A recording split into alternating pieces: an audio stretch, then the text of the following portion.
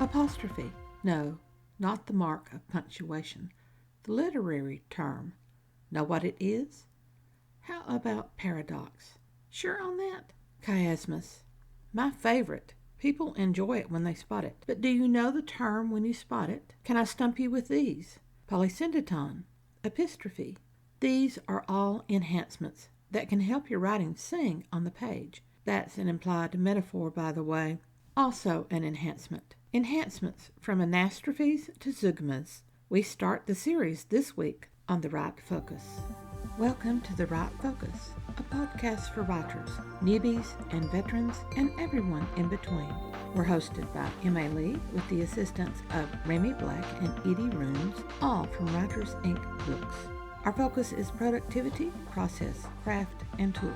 Each episode lasts as long as it takes to fix a quick dinner, drive a short commute, or take a brisk walk. Resources and links are in the show notes. Visit us at therightfocus.blogspot.com. Now, on to this week's episode. In the forest of words that we writers grow, blazed trails mark the way to our destination. Without those trails, without paths leading down to the sun-sparkled streams, without the yellow brushstroke painted on tree after tree, we might lose our direction and our sanity. We writers depend on that clear route. We can have a mental map, yet thickly leaved trees will obscure our guidance post. We know our crow-flying direction, but vine-covered thickets and distracting cascades force us off path. The blazes prevent confusion, unless a storm brought down the blazed tree. Then we're lost. Those sentences? Well, most writers will recognize the extended hiking metaphor. Many will spot the inversion and alliteration. A few will appreciate the anaphora, anozesis, and zeugma, even when they're not familiar with those terms. This is sentence craft. Enhancements. Controlled use creates appreciative readers. Overblown use drives readers away. If you've ever wanted a handful of tricks to sprinkle onto the page, another metaphor, then enhancements are for you. Like magicians, writers use tricks to keep the audience engaged. Adept word magicians use just enough sparkling trickery to draw readers through one work and on to the next. Sentence craft, enhancements, from easy imagery to involved structures, is essential for the poet. Bloggers and other nonfiction writers will find it a necessary marketing tool, distinguishing them from their competition. Speech writers and great broadcast journalists use these literary and rhetorical devices constantly to make their spoken words become memorable. With fiction, writers paint their expositions and their settings and their character tags, capturing readers who may not even recognize the sweeping stroke of a magical word wand. Enhancements, which is the focus of my guidebook Discovering Sentence Craft, can be fascinating ventures into an unknown forest. Tricks can renew a veteran writer's love of words and sentences flowing onto the page. In small offerings, of course. Too many tricks glaze our readers' eyes. Most examples for the enhancement series will come from the realm of poetry. Poems provide quick examples, while prose may need an entire paragraph or entire pages to work the trick. The realm of prose can learn much from poetry. We'll cover figurative and interpretive concepts as well as the structural elements that build meaning, emphasis, and memory. They are figurative language, interpretive language, inversions, repetitions, oppositions, and sequences. Concept and execution, the two sides of enhancements. Well, we could call it artistry with words, but that's a third metaphor and one too many. Writing is not an inherent gift. It's a skill-based craft which can be learned and practiced. I'm not alone in thinking this. Aristotle, way back in classical antiquity, was the first person to disagree with Plato, who thought talent was everything. And Aristotle knew that it was more than talent. It was also craft. Artists learn composition, perspective, depth, proportion, and shading. A baseball player learns infield and outfield, pitching versus throwing, batting and bunting. An electrician learns reading blueprints, voltage and current circuits, outlets, and panels. A bit of natural talent gives us an inclination, but craft makes the talent shine. A writer needs much more than grammar and spelling. Reading widely, learning concepts and structures, and practicing them will open the doors for anyone who wants to improve. First, let's cover basic language information. Dichotomies rule the world. In, out, on, off, straight curved, clear, confused, agreement, argument. These are all dichotomies. Language has its own dichotomies. Formal versus informal, accepted versus slang, periodic versus cumulative, serious versus pun, literal versus figurative, idea versus structure, and concept versus execution. Wordcraft sparkles across all the language dichotomies. It enriches all writing. Even spoken events had birth in the written world. The dichotomous choice between formal and informal opens many books about language use. Formal language appears in documents for court, such as legal briefs, ceremonial occasions, such as wedding invitations, and official business, such as contracts. Informal language invades all other realms of communication. The more conversational, the more acceptable, we think. However, unless depicting conversation, informal still follows the rules of standard English, which simply means that it follows the forms accepted everywhere. People with small worlds do not understand that color versus color with a U does not represent misspelling, only different forms of English. British Standard English and American Standard English have variations as well as many rules in common. Informality accepts colloquialisms, idioms, and dialect, use guys or a y'all, and slang, expletives and scatological references intended for shock value, depend on the intended audience. That's the only rule to remember when choosing between formal and informal. The intended audience. Nothing else matters. Here are selections from two major American poets of the early 20th century using different styles, one more formal, the other informal, both wholly acceptable. First, here's an excerpt from Amy Lowell's Generations with an instructional tone. You are like the stem of a young beech tree, straight and swaying, breaking out in golden leaves. Your shadow is no shadow, but a scattered sunshine, and at night you pull the sky down to you and hood yourself in stars. For an informal example, we have T.S. Eliot's The Journey of the Magi, highly conversational in tone. A cold coming we had of it, just the worst time of the year for a journey, and such a long journey. The ways deep and the weather sharp, the very dead of winter. Then we came to a tavern with vine leaves over the lintel, 6 hands at an open door dicing for pieces of silver. Both of these excerpts use strong imagery, alliteration, and repetition. Lowell uses a simile, while Eliot has synecdoche. She has anaphora, he has allusions. Personal preference for language formality depends only upon personal taste. We use words like lyrical to describe beautiful writing. Beauty, though, is a matter of taste, and taste changes over time. I remember loving the strong imagery and symbolism that filled the elaborate lines by Edgar Allan Poe and Amy Lowell in my early decades. Now I prefer Robert Frost and T.S. Eliot for their spare words and cleverly hidden meanings.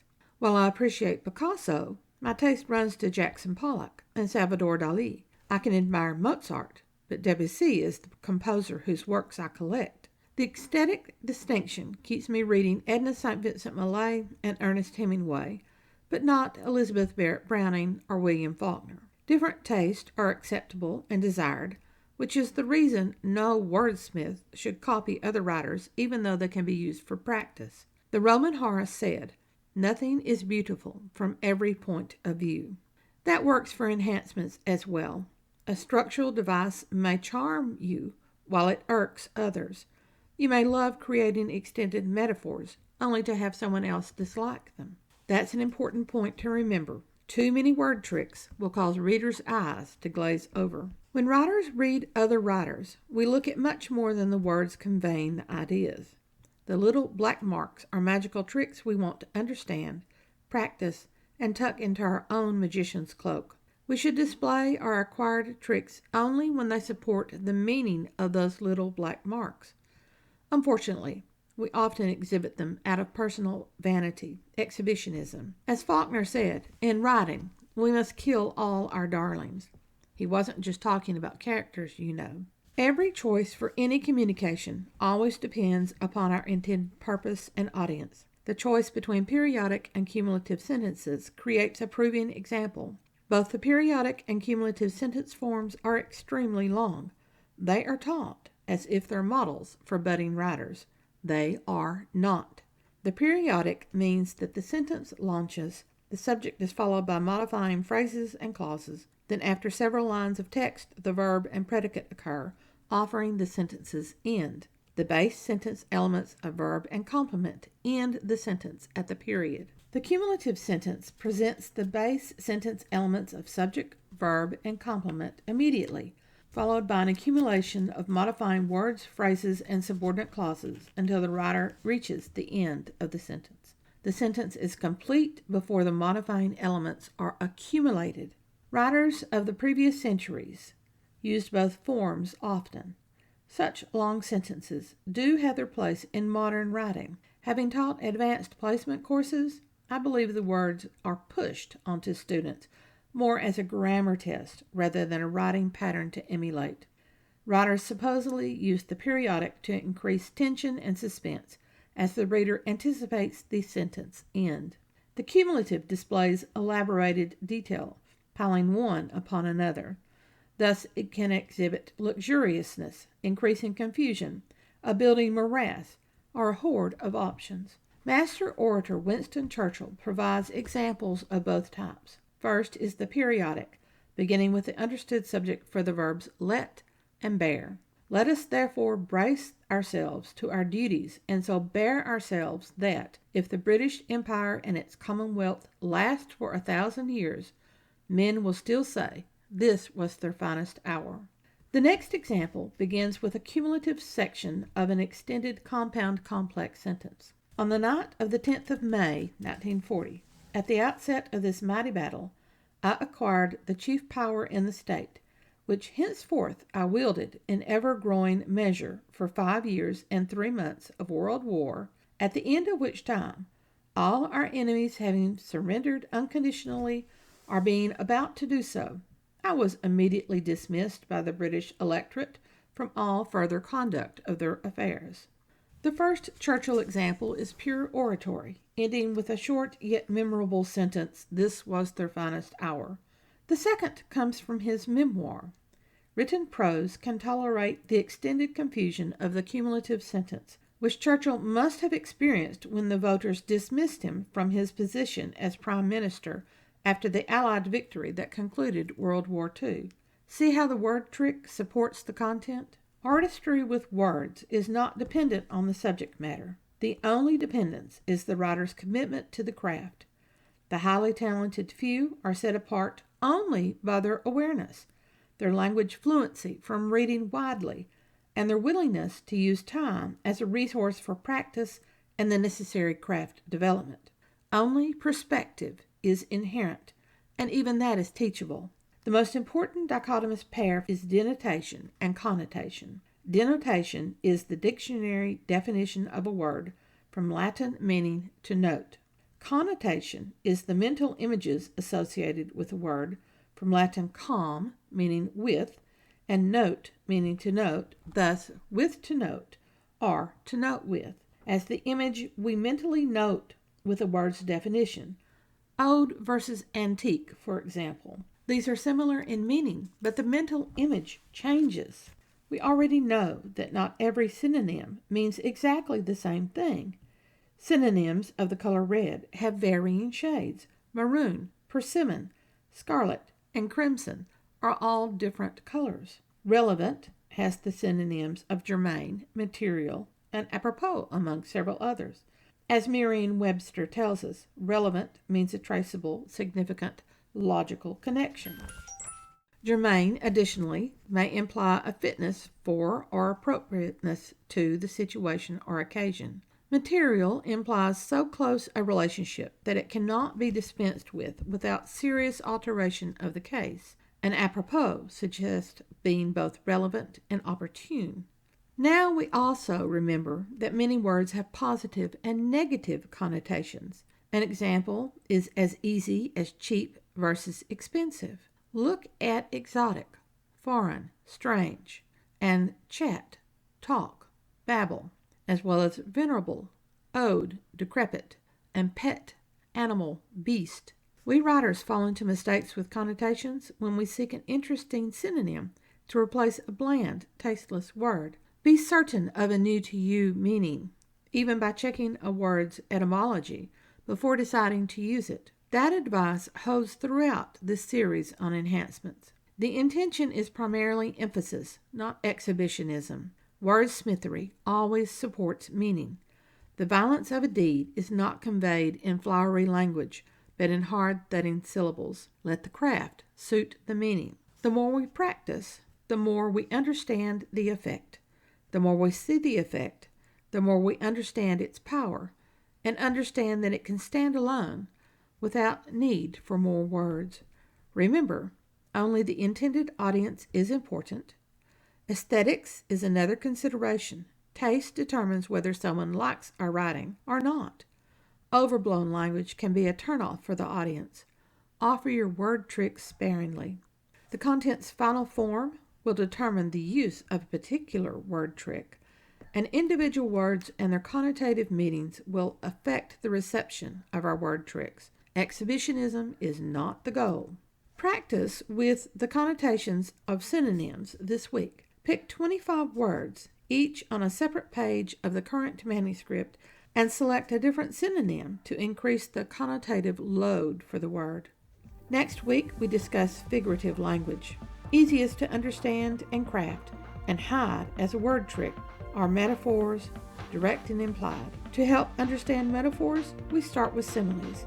Then we have the other main types of figurative language. Inspiration for this week comes from Charles Lamb talking about Lycidas and his learning that the poem was crafted, reworked, and enhanced. He said, "I thought of Lycidas as a full-grown beauty, as springing up with all its parts absolute, till, in an evil hour, I was shown the original copy of it in the library of Trinity, kept like a treasure to be proud of. I wish they had thrown them into the Cam, or sent them into the Irish Channel. How it staggered me to see the fine things in their ore, interlined, corrected, as if their words were mortal, alterable, displaceable at pleasure, as if they might have been otherwise and just as good, as if inspiration were made up of parts, and these fluctuating, successive, indifferent. I will never go into the workshop of any great artist again." I don't know why he was so upset, except that maybe he has the upset of every new writer who discovers that inspiration may give you the idea, but the words on the page can be crafted to enhance their meaning. Thanks for listening to The Right Focus, a podcast for writers at all levels, hosted by Emma Lee from Writers Inc. Books, assisted by Remy Black and Edie Runes. Our focus is productivity, process, craft, and tools. Music is licensed through Audio Jungle, called Background Music Loop. Its creator is Alexander Polysyndeton, known on Audio Jungle as Plastic 3. The music comes in different iterations. Show notes and resource links for this and other episodes can be found at therightfocus.blogspot.com. Write to us at winkbooks@aol.com when you have questions, comments, and speculations. We will try to answer you as quickly as possible. By